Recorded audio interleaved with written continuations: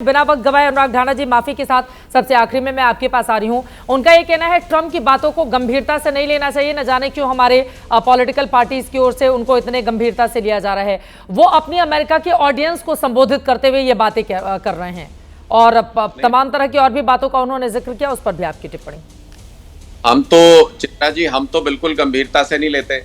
मोदी जी ही गंभीरता से लेते हैं। मोदी जी उनके लिए प्रचार भी करने जाते हैं, मोदी जी उनके साथ प्रोग्राम भी करते हैं, मोदी जी बताते हैं वो उनके सबसे अच्छे मित्र हैं। यही गंभीरता से लेते हैं, हम लोग तो शायद गंभीरता से नहीं लेते। दूसरी बात, मेरा ये कहना है कि सेना के पीछे मजबूती से खड़े होने और सेना के पीछे छिपने में फर्क है। चित्रा जी, मोदी जी इस वक्त सेना के पीछे छिपना चाहते हैं, भारतीय जनता पार्टी के प्रवक्ता इस वक्त सेना के पीछे छिपना चाहते हैं, जबकि ये वक्त था सेना के पीछे मजबूती के साथ खड़े होने का। हम क्या कह रहे हैं, क्या किसी ने यह सवाल उठाया कि भारतीय सेना ने पाकिस्तान के छक्के छुड़ाए कि नहीं? बिल्कुल छुड़ाए। हमने उनके हवाई अड्डों की ऐसी तैसी की कि नहीं? बिल्कुल की। हमने उनके सारे हवाई हमले विफल किए या नहीं किए? बिल्कुल किए, पूरी तरह से। सवाल इस बात का है कि जब हम पूरी एडवांटेज पे थे, जब उनका एक भी हवाई हमला कामयाब नहीं हो रहा था और हमारे सारे हमले कामयाब हो रहे थे, तो डीजीएमओ के लेवल पे उन्होंने कहा कि यार रोक लेते हैं फायरिंग, और हमने रोक दी। ये बात हजम नहीं होती है चित्रा जी। और दूसरी बात कि अगर हमारे और पाकिस्तान के बीच की बात है, तो अमेरिका के राष्ट्रपति ने पहले जानकारी दे कैसे दी? उनके पास जानकारी पहुंची कैसे? सिर्फ इसी बात से क्रेडिबिलिटी बन जाती है ट्रंप साहब की, वरना कोई नहीं पूछता उनको। अगर उन्होंने पहले जानकारी दे दी तो इसका मतलब कहीं ना कहीं से उनका लिंक है इस पूरी बातचीत से, इसलिए वो बीच में आ गए, वरना हम तो कभी नहीं पूछते उनको। मेरा एक सिंपल सा सवाल है चित्रा जी, भारत और पाकिस्तान का, मैं आम लोगों के लिए बता रहा हूं समझ के लिए, भारत और पाकिस्तान का क्रिकेट का मैच चल रहा हो, हम लगभग जीतने वाले हैं, 2 रन बनाने हैं, 10 ओवर बाकी हैं, अभी हमारे सारी बैटिंग लाइनअप बाकी है, और पाकिस्तान ये कहे कि यार आज रहने दो, आज मूड नहीं कर रहा खेलने का, तो क्या हम वो खेल ड्रॉ कर देंगे? क्या हम वो खेल ड्रॉप कर देंगे?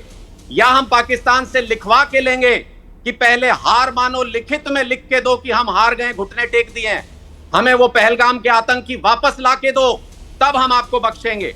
सवाल सिर्फ इतना सा है, यही सवाल भारत के लोग कर रहे हैं, और भारतीय जनता पार्टी के लोग सेना के पीछे खड़े होने की बजाय सेना के पीछे छिपने का प्रयास कर रहे हैं। संगीत रागी जी हाथ उठा रहे हैं, जवाब दीजिए। चित्रा जी, जो पार्टी खालिस्तान आंदोलन को पंजाब के अंदर पैसा लेकर के खड़ी हो, वो इस प्रकार की बात कर रहा है, उसको इसका मतलब है कि डिप्लोमेसी के बारे में कखग भी में अल्फाबेटिकल नॉलेज भी नहीं है। जब भी इस प्रकार के होते हैं, दुनिया का कोई भी देश ऐसा नहीं होता है जो दूसरे देशों से बात नहीं करता है, चाहे वो अमेरिका हो, रसिया हो। हमारे विदेश मंत्री ने हमेशा ये ब्रीफिंग किया है कि हम सबसे बात कर रहे हैं और सभी सबसे बात कर रहे होते हैं। ऐसी स्थिति में ये तो सच्चाई है ना कि पाकिस्तान, यदि पाकिस्तान ने फोन किया डीजीएमओ ने, हो सकता है, मैं इससे इनकार नहीं कर रहा हूं कि अमेरिका ने बात किया होगा, अमेरिका ने कहा होगा कि आपने न्यूक्लियर इंस्टॉलेशन को हिट कर दिया है, रेडिएशन हो रहा है, बहुत दिक्कतें होंगी। क्या ये पता नहीं है कि वो जहां पर हिट किया गया है वहां अमेरिकन भी थे, वहां अमेरिकन पायलट्स भी थे? और सबसे बड़ी बात है, आज P-15 जो मिसाइल बनाने वाली कंपनी है चाइना की, आज उसके शेयर 9% नीचे डूब गए हैं। और यही कांग्रेसी गिरोह और वामपंथी गिरोह, आम आदमी का गिरोह बताने में लगा हुआ था कि राफेल को P-15 ने मार दिया है। अरे मार दिया है तो उसका शेयर नीचे कैसे चला गया? और भारत के डिफेंस की कंपनियों का शेयर बढ़ रहा है। तो ये अपने आप में बताता है कि दुनिया में परसेप्शन क्या बना है। ये कांग्रेसी गिरोह के कहने से कह नहीं, ये तो हमेशा देश का मनोबल तोड़ने के लिए। डोकलाम में जब हमारी सेनाएं खड़ी थी, उस समय राहुल गांधी चाइना दूतावास में जाकर के वो चाइनीज लोगों से जाकर के गुफ्तगू कर रहे थे, वो भी छुप छुप के। जब पकड़े जाते हैं तब पता लगता है कि अरे भारत के युवराज तो जाकर के चाइना के साथ गुफ्तगू कर रहे थे। यही कांग्रेस पार्टी के बड़े नेता जाकर के चाइना में कहते थे अरे नरेंद्र मोदी की सरकार तो गिराओ, ये तो इनका अस्तर है। यही राहुल गांधी विदेश में जाकर के कहते हैं अरे आप लोग भारत की डेमोक्रेसी में इंटरवीन करो, जैसे बांग्लादेश में।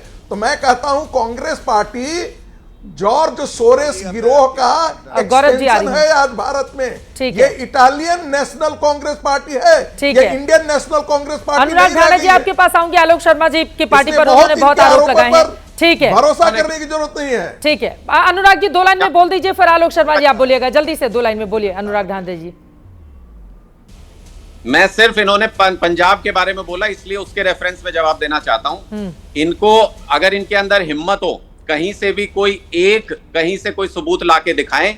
इनकी आदत है, ये माफी वीर हैं, ये पीछे भाग जाते हैं, छुप जाते हैं, निक्कर पहन के डंडा चलाने तक ही इनकी वीरता का है। इसलिए मैं इनको फिर से कहना चाहूंगा, अरे सबसे ज्यादा तो अरविंद केजरीवाल जैसा झूठा आदमी, फरेबी आदमी माफी ही मांगता रहा।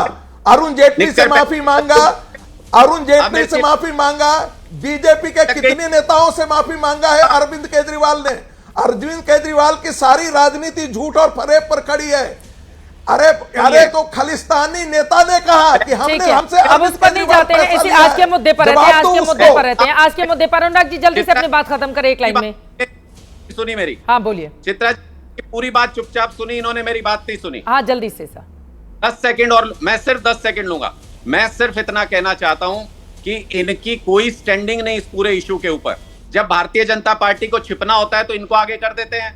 इनके किसी तर्क में कोई फैक्ट नहीं होता, इनको कहानियां बतानी होती है। ये पूरा का पूरा जो इनका नेक्सस है व्हाट्सएप ग्रुप पे कहानियां भेजता है। ठीक है, अब उतने दूर नहीं जाते हैं। ठीक है, आज के मुद्दे पर रहते हैं।